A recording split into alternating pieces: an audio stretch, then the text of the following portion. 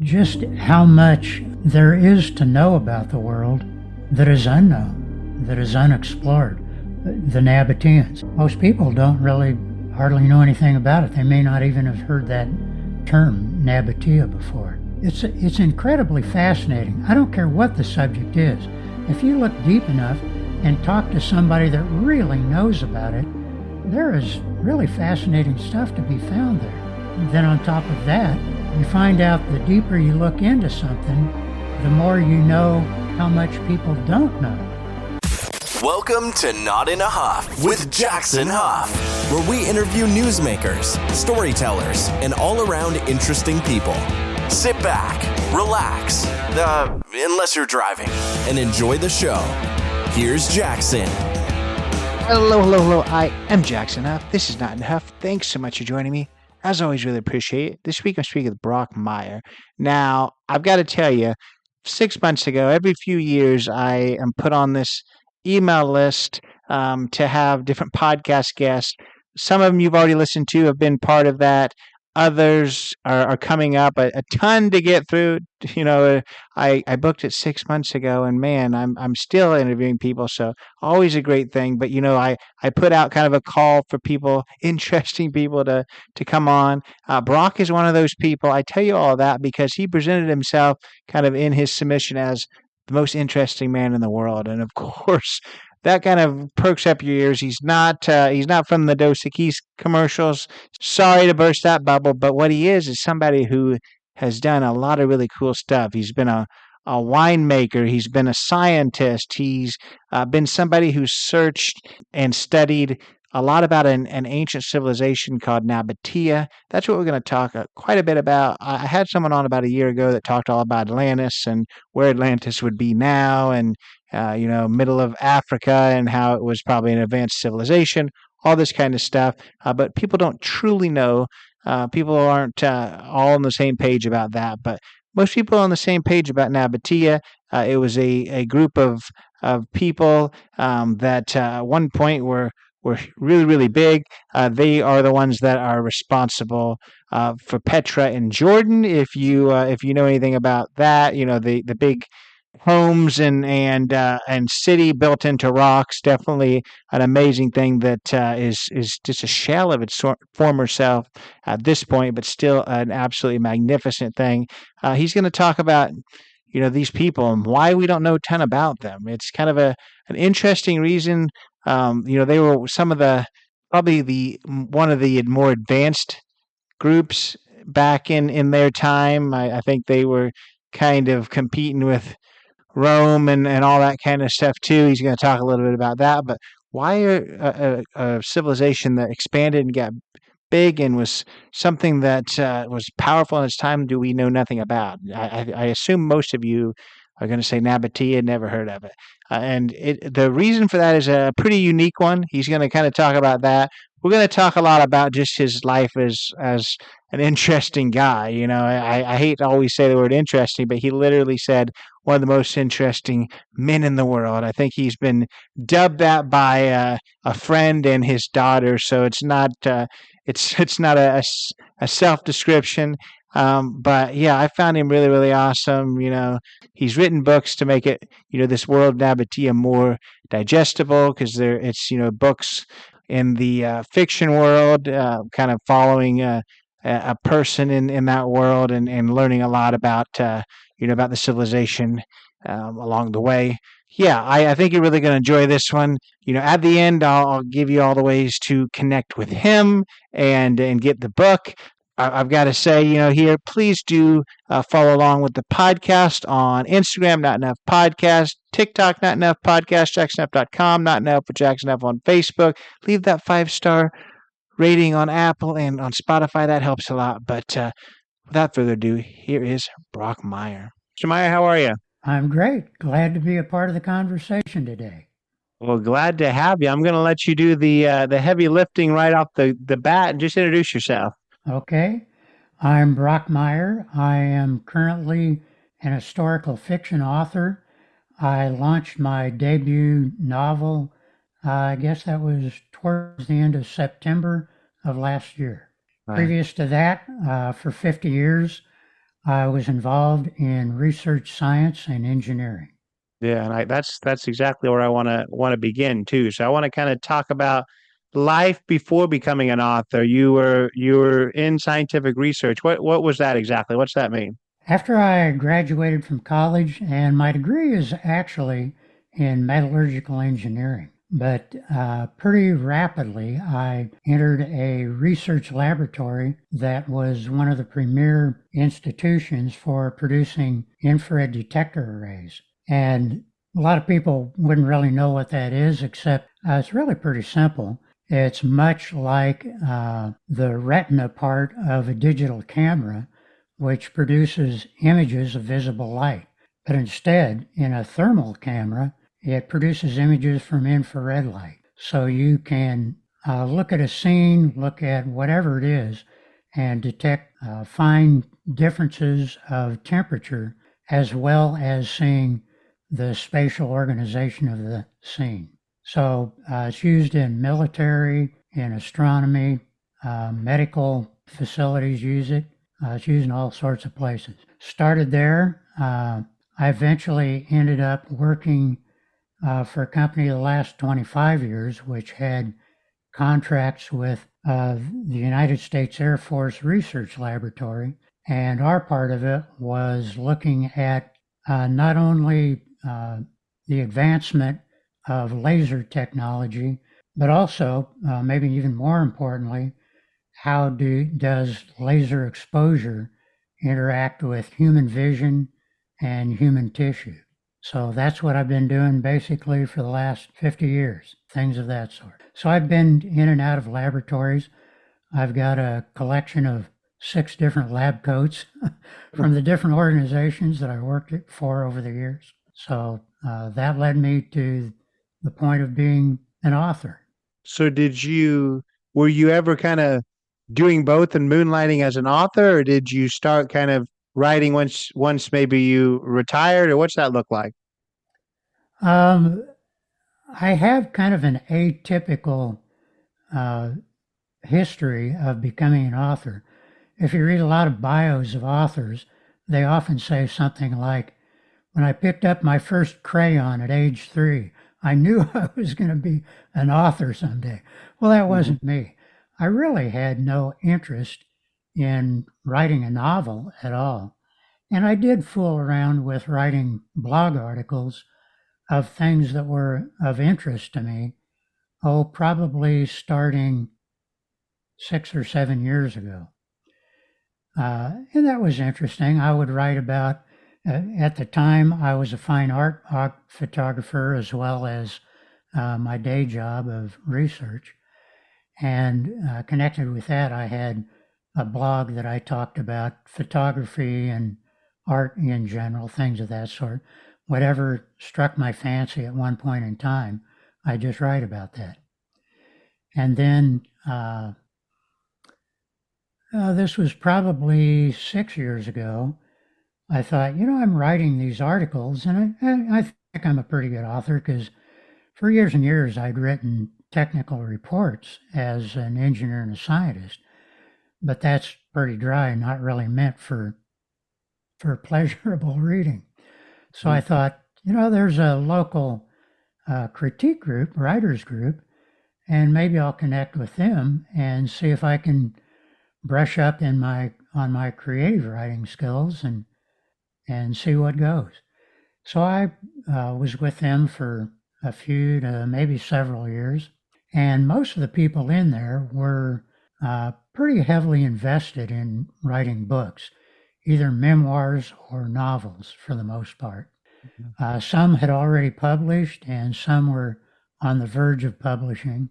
And there was a guy about my age. I was going to say an older gentleman, but guess what? I'm an older gentleman too. Anyway, I was really struck by the novel that he'd written, and we were in the final stages of going through some of his last chapters. So after one of the meetings one time, I stopped him in the hall and I said, "Henry, how long did it take you to write this novel?" He stopped and thought about it for a while and said, "Well, I think that was about 10 years." And I thought to myself, well, I'm never going to write a novel if it takes 10 years. Mm. So that was kind of the end of that. But in kind of a strange way, I was unexpectedly dragged into writing a novel. I love it, and I'm glad that it didn't take you 10 years. But I want to kind of, before we get into the nitty gritty about your writing, the thing that kind of, I guess, drew me to you, because we conversed over, me reaching out for people who wanted to be on the podcast. And I Right? believe I believe it was your daughter, maybe somebody else, but somebody had coined you the most interesting man in the world. And I know you're not the Dos Equis guy, so we've got to kind of touch on that. I know that some of the things that you've done is splunking. You make exotic wine. You just talked about being a fine art photographer, so you've already got a lot on your plate there. But what I guess that's a tall, that's a huge I guess a huge thing to be called. So to talk about that. Well, that goes back to I guess that was last year. I had taken a course in it was called the Book Launch Blueprint, and it's been done for several years by a guy named Thomas Humstadt, who lives just north of here in Austin, and he is like a national resource for self-published authors and indie authors. And I'd followed his publishing blogs and podcasts for probably a couple of years, and he just really seemed to know what he was talking about and all. Anyway, he has a once a year class that he trains new authors how to launch a book in the best way, because that's a really critical part of an author entering the field. So it was kind of a steep price for me. Here I am, an author that hasn't even sold a book yet, and I'm thinking about expending a bunch more money. But my wife had talked me into it, so I thought, okay. And it was really an intensive course. It took about a month, and it was about anywhere between 4 and 8 hours a day of watching videos and also live. He called it office hours time with him, to where you could ask whatever questions you wanted and homework as well. So that's a pretty considerable amount of effort for an author to get involved in how to launch a book. But one of the exercises had to do with an author branding themselves. And one of the parts of that was to ask all of your friends and all of your relatives who they think you are, to describe you in just a very few words. Well, one of my close friends over the years described me as, and he'd told me this even before that, he said, "I think you are the most interesting man in the world." And the other one came from my daughter, who described me as delightfully weird. And I took that one to heart. I thought that was quite a compliment. I like it. I do like it. I think that's awesome. And you just kind of mentioned your wife. Speaking of interesting things to do, I believe that you got married during COVID times to somebody Yeah. that you didn't know very long. Talk about that. Yeah. This was a few years back, several years back now. I found myself unexpectedly single after a 40-year marriage, and it took me quite a while to get used to living just totally on my own. And after a year and a half, maybe close to 2 years, I started getting into the swing of it, and I really enjoyed the freedom. But also, back in the back of my mind, there's always this nagging thing of, I really enjoy living my life with a woman, with a partner in life. So I finally thought, well, how am I going to go about doing this? I'm a 73-year-old guy now. I was 70 at the time. And I talked to a close friend of mine, and he said, well, I actually met my wife online. I said, really? So he told me the story about that. And I thought, well, maybe I will just stick my neck out and go online and join a dating service, which I did. And they sent me, probably 2 or 3 times a week, some photographs and brief profiles of women and all that they thought would match my profile or what I was looking for. And finally, I came across somebody that I thought, I really want to contact this woman and ask her a little bit more about who she is and tell her who I am. Well, I tell you, from the moment we connected online, through the dating service, and there the app just expected you to give brief little off the cuff questions or remarks that are really small talk. But I tell you, within short order, we were sending each other extended messages through that, then graduated to email. And I think it was by the end of the first week, we never even talked on the phone at that point in time. We had exchanged something like 3,000 or 4,000 words just by text. And pretty rapidly, this is like a woman I've known all my life. So then we graduated to telephone calls, which pretty quickly became 2 and 3 hour conversations by phone. And I think we met at the end of 2 weeks. And then on a trip she had to deliver some things. We both lived roughly in the San Antonio area. She had to deliver some items to Houston, a few hours away. I said, well, hey, do you mind if I tag along? She said, no, that'd be great. So anyway, on our halfway to the way to Houston, this is 3 weeks after we first made contact online, I looked over at her and I said, will you marry me? And she looked over at me and said, yes. And we married about 6 months later. It was COVID, so it was a pretty low-key event, but it's been just an incredible experience since then. We've been married now 3.5 years. I love it. I love that story. That story could be like, oh man, it didn't actually work out, and I'm unexpectedly single again. I tell you, this is kind of an unusual thing too. A close friend of mine, the wife of the man who called me the most interesting man in the world, his wife said to me when I was thinking about looking for a woman in my life, she said, you know what I did to find my husband is that I sat down and I wrote a list of about 20 things that I'd like to find in a man. So I think you ought to do that. So I thought, well, I don't know, maybe I'll do that. And I did sit down, and I didn't write 20 things. I wrote maybe half a dozen different things. But let me tell you, that does not at all describe the woman I married. The woman I married is so much better than if I would have found my perfect description of a woman. It boggles my mind that it happened that way, but it did. She is far better than I ever could have made up or dreamed. Well, I love it, and I'm sure she would love to hear that too. So I think that's really, really awesome for sure. I tell her all the time. Good, good.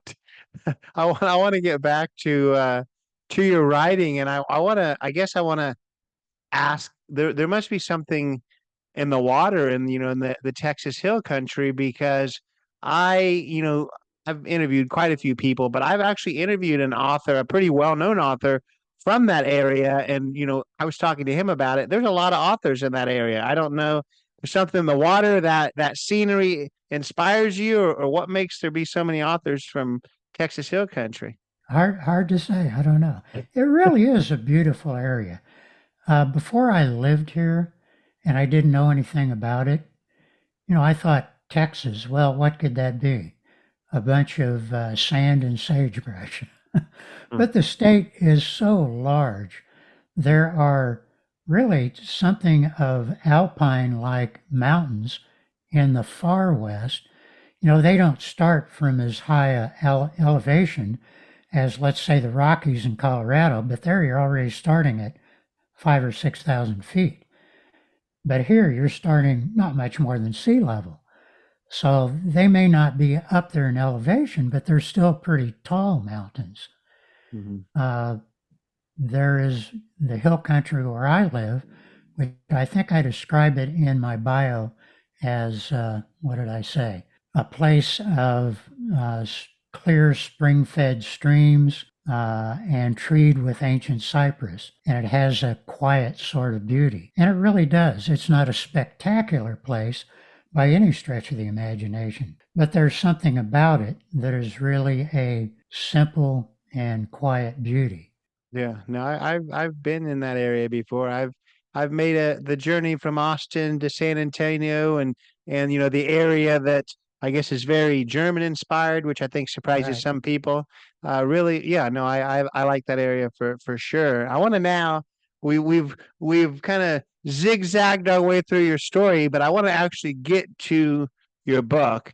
And to get to that, I guess we're going to take one more zag to the side, because you write about Nabataea, which I want you just to tell us exactly what that is, and I guess what fascinated you so much to write a book about it. Okay, Nabataea is, if you think about the first century, the time of the heights of the Roman Empire, the time of Jesus, who lived in Judea, which was at the very eastern edge of the Mediterranean Sea. Nabataea was at its height at exactly the same time. And Nabataea was, if you think of Judea being basically the same footprint as the nation of Israel today. So Israel is at the very eastern edge of the Mediterranean, right east of the Jordan River, which forms the eastern border of Israel and Judea. Right east of there was the kingdom of Nabataea. And to kind of relate to you what it looks like and the size of it, Nabataea was just about roughly the same size and shape of the state of Texas, which was kind of interesting to me. I didn't really notice that until I started looking at the map one day, and I thought, it looks kind of familiar. And I checked it out size-wise, and it's pretty much the same size as well. So if you think of something like Texas, right east of Judea, that's where it existed.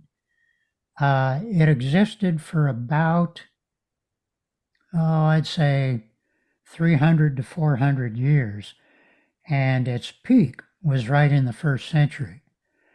I didn't know anything about Nabataea except for Petra. I'd heard of Petra. Petra was the capital of Nabataea. Petra, as far as I was concerned, was that place that was that famous scene in Indiana Jones' The Last Crusade, where they ride into Petra, and that's all you see, and then they go inside, which is nothing like the inside of that building that actually exists in Petra. So that's all I knew. But I had a story that for many, many years I'd wanted to tell. I didn't think that I was going to write about it, but that's what I ended up doing. And it's a story that's found they're called the Synoptic Gospels. They're the three Gospels, Matthew, Mark, and Luke, that are found in the New Testament. Well, there's a story that shows up in all three of those that only takes place over about a 1 or 2 hour period, but that story of a man who is beset by demons on the eastern shore of Lake Galilee, and he was delivered by demons, from demons by Jesus. Well, that story has stuck in my mind for a long time. I don't know exactly why, but it did. And I always thought, there's more of a story to be told here. And what much of historical fiction is that people look into some part of history that just deeply fascinates them, and they know there's something more to be said. For the most part, let's say there's a historical fiction novel that's been written. It has a lot of dialogue in it, but most of that dialogue is not from recorded tapes or anything like that, or even scribbled notes of a conversation. They're conversations, dialogue that's totally generated by the author steeping themselves as much as they can in all the little minutiae of the history that is known. And they just let their creative juices flow and try to, as much as they can, construct what may have happened.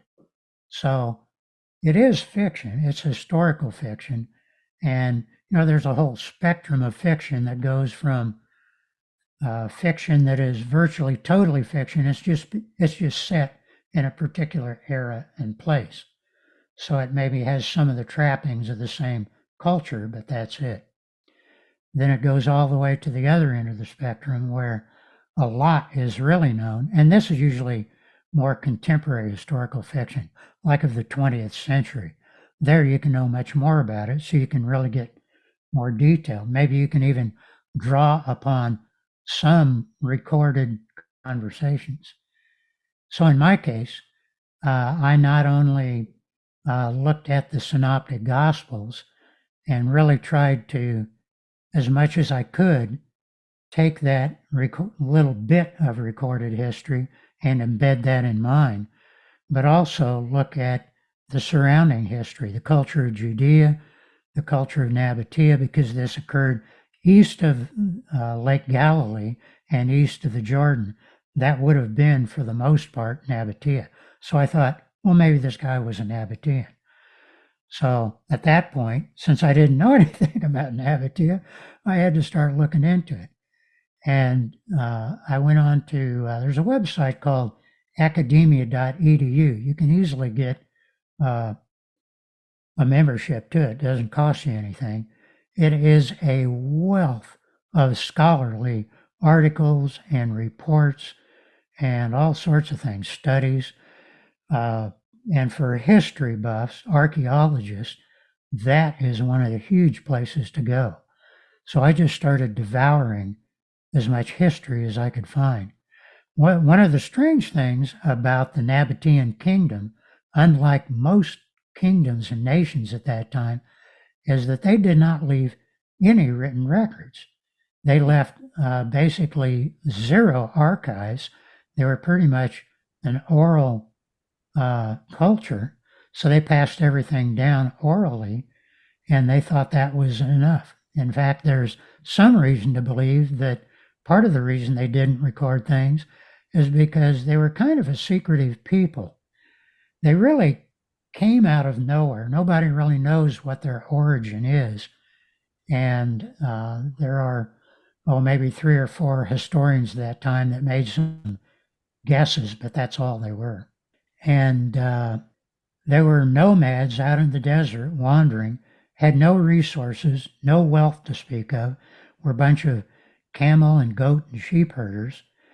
And they managed to work that into the place of being probably an economic powerhouse that was maybe even greater economic power than actually the Empire of Rome at that time. Rome had much more military and political power, but I don't think they had quite as much economic power. And in fact, this is kind of an interesting thing. Were Roman senators at that time that wrote articles that were very much like articles you would read today about people in the United States saying, all of our wealth is going to China.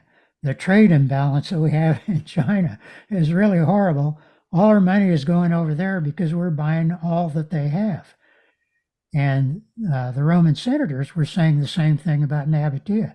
They were saying, all of our money is going to buy all these luxury goods from Nabataea, silk and gems and gold, and probably one of the biggest things was incense. In particular, what we call frankincense. They didn't produce any of these items, but they found out how to be middlemen and great merchants. They figured out how to find the sources of these things that were secret to the rest of the world, and they kept those things secret. They concocted all kinds of wild myths and stories to mislead people as to where they actually got this stuff. So I think some people believe that their secretive nature was part of what drove them not to keep any written records.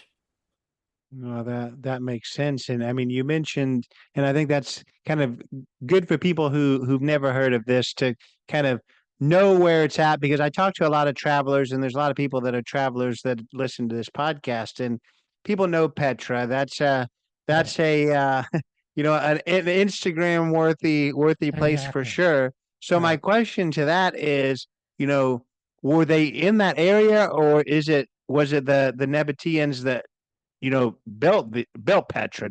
Are they the ones Yes. that built these, for people who don't know, it's it's buildings within the rocks. It's Correct. these really big, cool, structures that are built within actual rocks. So they're the ones that built this. Correct. Correct. Yeah. And people go to Petra today to see those sites in particular. And I've not yet been. I hope to go in the next year or so. Uh, and even what you see today, even in their ruined state, is quite remarkable. But it's actually nothing like the original city was. The original city, like today, when you look at them, they're pretty well eroded. You can tell what they were by looking at them. You can see much of the structure, but it's all the naked red sandstone that the things were carved out of. As you said, they were carved out of like cliffs, a solid piece of rock, a mountain basically, and you're just taking chisel and hammer and you're carving into that thing. They started at the top and worked their way down in order to build these things. So now you see them as this naked red sandstone. And the sandstone is beautiful. But back then, they were all smoothly plastered and then painted with very bright bands of color, like white and yellow and maroon and things of that sort, deep blue. So all of these things were brightly colored. But even then, that wasn't really the remarkable part of Petra. In order to get there, you had to travel through hundreds and hundreds of miles of desert on the back of a camel. So you had to be pretty serious about going there. Generally, it was either political people going there to, like people from Rome, because they were kind of client states of Rome, since Rome had the political and military might. So you had to play nice with Rome. So there would be Roman people would go there for that reason. Then also people from all over the Mediterranean would go there to make business deals with them. So you'd be on the back of a camel, trudging through the desert for weeks on end, going from caravanserai to caravanserai, from oasis to oasis. Finally, you go through this narrow little cleft in the rock. It's like 200 to 300 feet tall, the cleft, and anywhere between 8 and 12 feet wide. So it's really like a slot canyon. I don't know if you or any of your audience has ever seen pictures of the Antelope Canyon out in the Southwest, but it's that sort of deal where you can almost reach out and touch the walls. So they're going through this little narrow passage from nothing but desert, and then they arrive in the middle of Petra, which is filled with public gardens, lush gardens,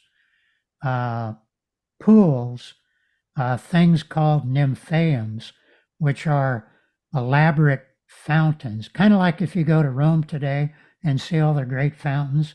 That's kind of what a nymphaeum was like. And then there was one large pool that was basically a swimming pool. That wasn't really open to the public. It was really for the royal family and the well-to-do. But there was a huge garden, botanical gardens, attached to that large pool, had a big island pavilion in the middle of it, and then pouring into it was a man-made waterfall. This is out in the middle of the desert, which gets like 1 to 3 inches of rainfall a year. And that to me is the most remarkable thing of the Nabataeans. They had great economic might, all of these great trade deals and this and that, but their ability to do hydraulic engineering in a place that has almost no water resources is just next to miraculous. Yeah, They had hundreds of I think something like 500 to 600 cisterns and water catchment reservoirs scattered all over Petra. And then they also did a lot of agriculture as well, where they harvested water in the same way. The little tiny bit of rainfall that would fall, they channeled off into underground carved out reservoirs. I mean, I just wonder.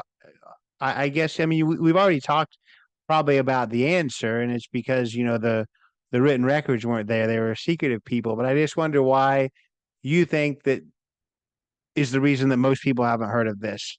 It makes sense the whole written record things, but I had someone on about a year ago probably that talked all about Atlantis and finding that, and people, Right. most people say that's not even real. So of course there's not factual written records there. So what? Why do you think most people haven't heard of this area? I don't really know, other than, it's out in the desert. It's at kind of a remote location. But as the world becomes more and more populated, and in particular in the Middle East, a lot of the Middle East countries, uh, for instance, Jordan over the last 10 years has really upped their game as far as tourism. Jordan is really a poor country. They don't have like the oil reserves to fall back on that has made Saudi Arabia and Kuwait and uh, United Arab Emirates, places like that really flourish. They've attracted a lot of commerce as well as tourism just because of the incredible things they've built due to uh, their oil reserves. But Jordan is really a pretty poor country. So they finally have gotten on board with, with all the international tourism that has just really accelerated over the last 10 years. They've really started to catch on to that, and they're trying to make their way to figure out how do we best present this to the world. So I think they're starting to do that. There's Nabataean presence all over Jordan. Jordan basically is most of what Nabatea was. If you think of taking present day Jordan and northwestern Saudi Arabia, that's where Nabataea was. So they're also trying to figure out how best to manage that resource. All of a sudden, starting about I think 5 years ago, they started getting on the order of 1 million visitors a year. That's an incredible amount for a little, one little place. And because Petra is constructed totally out of soft sandstone, the toll of tourists has really been heavy on the place. So now they're trying to figure out how best to manage that and not destroy it at the same time. Yeah, that's kind of the age old issue when it comes to tourism, to historic sites, to preserve it but make sure that you continue to bring in that economic benefits. So Right, yeah, right. I hear that for sure. So I want to actually get to finally I want to get to the book, and that is the Stonecutter. It is about Nabatea, but it's told in the way, just like you said, of historical fiction, where you've kind of created a scenario to teach everyone about kind of this world. So tell us, what are people getting into when they crack open the book? It's a story about a young man who starts his life basically as an orphan in Petra due to some family secrets, I guess you'd call them. He had been implicated in the tragic deaths of his younger sister and his mother as well. And due to that fact, his father abandons him in Petra. So he is brought up under the tutelage of a master sculptor in Petra. And he's kind of on the fast track to become a master sculptor himself. And pretty rapidly, as he's just about to rise to fame, his career is cut short for a couple of different reasons that I won't go into. I don't want to give any plot spoilers there. Yeah. But he finds himself on a quest looking for uh, a mythical object called the Shamir. And this isn't something I dreamed up. It's actually a mythical device that is known mostly in ancient Jewish culture, but also other cultures as well have kind of picked up on it. And it's said to be this little item. People can't really come to a conclusion whether it's animal or mineral, but it's said to be able to carve or cut rock at its mere glance. So he thinks he can take this device and really become a world-known sculptor again.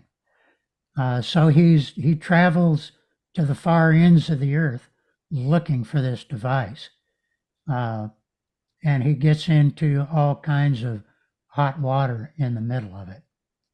So it's really the story of his life, his quest, his beginning rise to fame and tragic drop, and then ultimately finds out who he is.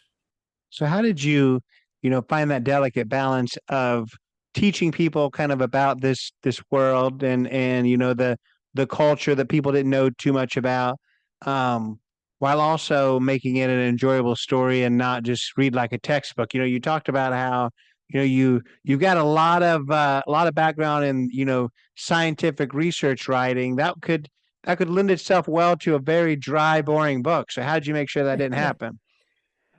Well, that is kind of an interesting thing. You would think, with my 50-year background in science and engineering, that my mind would be 100% analytical and not really prone to creative pursuits. But in the research world, working in a laboratory, doing things that have never been done before, it really is very much a creative pursuit. And from day to day, you never really know what you're going to find when you go into the lab. You may think you know, but when you get there and start doing some things, you find out that you didn't have a clue as to what was really going to go on. So that in itself really lends it to really the more creative aspects of your brain. So for a long time, I've kind of been in that mold. But my writing certainly was dry, boring, technical reports at that time. But when I started writing fiction, to me, it is very much a different sort of thing. Because my method of doing it, I don't know if you or your audience has ever heard this, but authors generally divide themselves into two camps. They say there's outliners and there's pantsers. People who think of a plot, they start outlining it, they figure out all the details and how all the pieces and parts fit together. And then there are people who write by the seat of their pants. Mm-hmm. And they just start at the beginning and they have no clue where they're going and they just let it fly. And that's really more my mode of doing it. When I very first started writing, that was much the way it was. I didn't even have a clue the next day at all what I was going to be writing. It just basically came to me in the sort of a video on the screen of my mind as I lay in bed awake at 4 o'clock in the morning. And then at that time, I was still working. I hadn't retired yet from my day job. Then I would come home from work the next evening and I'd feverishly try and type it out as fast as I could while it was still fresh in my mind. So there was no analyzing or outlining or anything of that sort. In the book that I published, The Stonecutter, it wasn't quite that much, but it was, for the most part, just let it fly. So I'm very much a pantser type writer. And the way I normally do it is just to fill myself as much as I can with the stuff that I think that is going to pop up somewhere in the writing. And it always has. For instance, right now I'm writing a short story that will, maybe in a month, will be what authors call a reader magnet on my website, where you can go and sign up for my newsletter, and as your payment for signing up for my newsletter, you get a free short story in the deal. So I already have one there for that purpose, but I'm writing a new one right now. Well, the story is going to be about a boy who becomes a falconer. Falconry is a huge part of Arab culture, and was Nabataean culture. At the time, the Nabataeans called themselves the Nabatu. We call them the Nabataeans. But at the time, the western part of that world, the Mediterranean world, the Greeks, the Romans, they all called them Arabs. That's where the term Arab came from that we use today. So really, the Nabataeans were Arabs. So this boy is going to become a falconer, and I didn't know anything about falconry, so I found some great resources about falconry written from an Arab perspective. They've been apparently been doing falconry for something like 3,000 or 4,000 years, so it's a rich part of their culture and is today. So I've as I'm reading this book about falconry, it's opened up all kinds of possibilities for the story. And though I'm not really directly writing pieces of that story as I read the book, as I begin writing the short story itself, it'll reveal itself, and all that stuff will start popping out. No, I love that. We'll have to anxiously await that for sure. But I want to ask you, we talked about Henry and his 10-year quest to write his book. How long did it take you to write The Stonecutter? The first book that I wrote, the first novel, which my wife still desperately wants me to publish, I wrote in 6 months while I was holding down a 40-hour-a-week research job. It's a 128,000 word novel. So that would be about somewhere between 450 and maybe 480 pages. So that's a pretty considerable work in a part-time pursuit. The Stonecutter took me longer than that. It took me probably more like 1.5 to 2 years. And I'm writing the second novel of the series, which I'd hoped to write within about a year, but I had some things going on in my life earlier in the year that kind of made that take second place. So it's kind of delayed it a little bit, but I still hope to be able to launch it sometime yet this year. Yeah. Well, you've already kind of answered an important question. That is, you just talked about getting married, and you're a relatively newlywed, and then you went into this pursuit of writing, which takes up a lot of time. Sometimes, that doesn't always bode well in relationships when you've got a relationship with your, with your writing as well. But it sounds like your wife is very supportive, and she wants you to come, write, or she wants you to publish that first book. So I guess my question to you there is, you've written this 400 pages. What's making you not publish it? I guess because the book that I published is really the story that had been on my heart for many, many years. So I really wanted to get that published. And then as I wrote it, part of the reason that I didn't go back to the first book, well, there's a couple of reasons. Most authors will tell a new author, never publish your first novel because generally it's not a very good work. And we'll see where this first novel goes. That's been part of my hesitance. But she says, no, this is a really good book. You need to publish it. And a few other people have said that as well. So I will probably come back to it. But another reason is that I got so fascinated by the Nabataeans and all that I thought, I can't leave it at that. This has to be a series. We got to be talking more about Nabataea. So ultimately, I would like that to be a 7-book series, but we'll see if it really goes that far.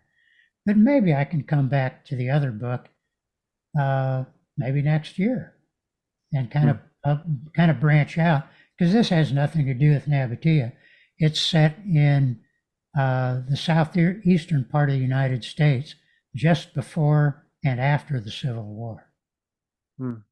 So are you, because we talked about how, there's outliners and there's people that just write and see where it takes them every day. I have talked to authors that talked about that before. And then there's another subset of authors outside of that also there's people who they write one book and they've got to stick with that one thing and they can't Right, venture off. And then there's people who need breaks and then they go write something else and then they come right. back. Are you somebody who are you going to stick with that Nabataean world and get all 7 books out? I don't know. I originally committed myself to 7 books, and my wife keeps saying, "Don't tell them 7 books. Don't tell them seven Yeah. books. Maybe it'll be just 3 books or 4 books." So I don't know how much it will be. It's just that I had such a fascination with them that I wanted to write more. But I have a lot of interest. I can look into almost anything. If you look into something deeply enough, you find out, for one, it's incredibly fascinating. I don't care what the subject is. If you look deep enough and talk to somebody that really knows about it, there is really fascinating stuff to be found there. Then on top of that, you find out the deeper you look into something, the more you know how much people don't know, which again lends itself to fiction. You can really kind of go beyond what is known. So, I can see myself. I've already thought there's probably 20 or 30 series that I could really Oh, write goodness. if I would live long enough. I'm 73 now. My dad just passed earlier this year at the age of 102, and my mom passed at 98. So, and my wife told me when I married her at age 70, she said, "You're going to give me 30 years, right?" So who knows? Maybe I've got a career in this anyway. Yeah, well, if nothing else, you've got books to write, so you can't leave anybody There you hanging, go. right? There you go. So did you say that first book was set in the Southeast or Southwest? Southeast. And this book is not told, it's not a man who's a protagonist, it's a woman. And that's quite a story in itself, how that book got written. Even though I was never going to write a novel, I was pushed and shoved into that. But that's for a later time for us to talk. For sure. Well, I was thinking if you were said Southwest, you really are hitting an No, area that nobody knows a ton about with in the Civil War days. So this was in northeast or northwest Georgia, I northwest got you. Georgia. I got you. Well, we're teasing that, and it may never leave your drawer. So we gotta move on from that for sure. But I guess you kind of tasked yourself when it comes to writing these books with teaching people about this world by and also trying to entertain them. So what do you hope that people gain from reading the book? What do you want them to walk away with? I think one thing is that regardless of how dire your circumstances might look at any point in time, there's always some possibility embedded in that seeming impossibility. I think that's one thing. I guess the old saw is there's a silver lining to every cloud, something like that, because that's really what's going on in this young man's life.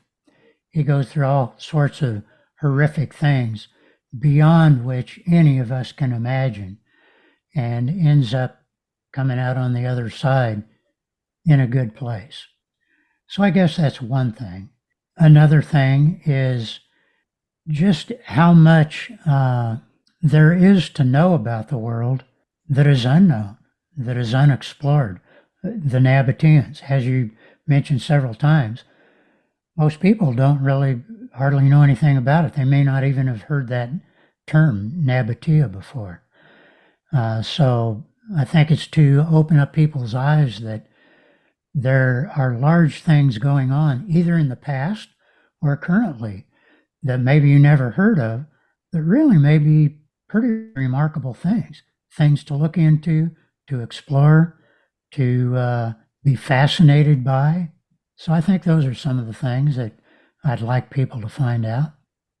No, I think those are really awesome things for sure. So we've got to ask, whether you're you're going to take us to the Southeast United States, or you're going to take us to the Middle East next time. There's more in store. So, how can people follow along with you? How can they make sure you already mentioned a newsletter, but how can they pick up the book? How can they sign up for your newsletter? Just shout out all your connection points, if you will. Okay. First of all, you can find out pretty much anything you want to know about the book, about me as an author, by going to my website, which is very simple. It's brockmeierauthor.com. BrockMeier author.com. No dashes, no spaces, just all one word.